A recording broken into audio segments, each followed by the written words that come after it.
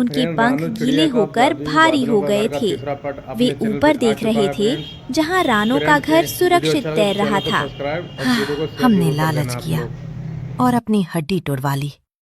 रानो की किस्मत उसकी अच्छाई ने लिखी है, हम उसे नहीं छीन सकते। तूफान थम गया।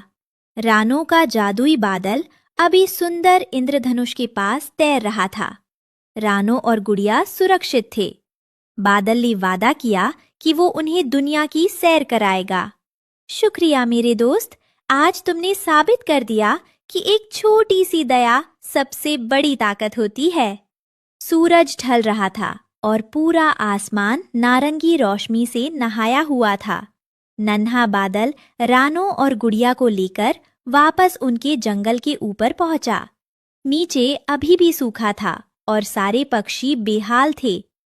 नन्हे दोस्त, हमने दुनिया की सैर की, हमें बहुत अच्छा लगा, लेकिन नीचे देखो, मेरी बाकी भाई बहन अभी भी पानी की एक एक बूंद के लिए तरस रहे हैं। हम उनकी मदद नहीं कर सकते? नन्हा बादल रानो की ममता देखकर पिघल गया। रानो माँ, आपकी दया की कोई सीमा नहीं है। आपने खुद प्यासा रहकर मुझे बचाया था। आज मैं आपकी खुशी के लिए इस पूरे जंगल को जीवन दूंगा।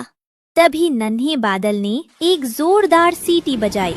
देखते ही देखते आसमान में उसके सैकड़ों बादल भाई बहन इकट्ठा हो गए। पूरा जंगल काले बादलों से ढक गया और फुर्स हुई झमाझम बारिश। सूखी नदी फिर से कल-कल बहने लगी।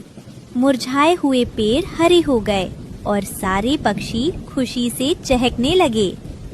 रानो और गुड़िया अपने बादल वाले घर से नीचे उतरी। देख से ही उनके पैर जमीन पर पड़े। नन्हा बादल फिर पर एक छोटा सा टुकड़ा बन गया और पर रानो के कंधे पर आकर बैठ गया। माँ, देखो सब कितने खुश हैं।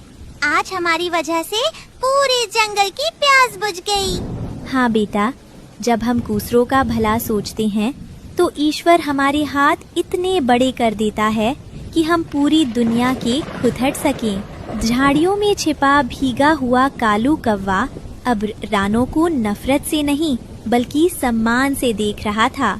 उसने सीख लिया था कि छीनने वाले के हाथ हमेशा पर बाकटने वाले के घर में खुशियाँ खुश कर आती हैं। इस कहानी सीख मिलती है कि जब आप निस्वार्थ भाव से किसी की मदद करते हैं तो कुदरत आपको ऐसा इनाम देती है जिसे कोई छीन नहीं सकता।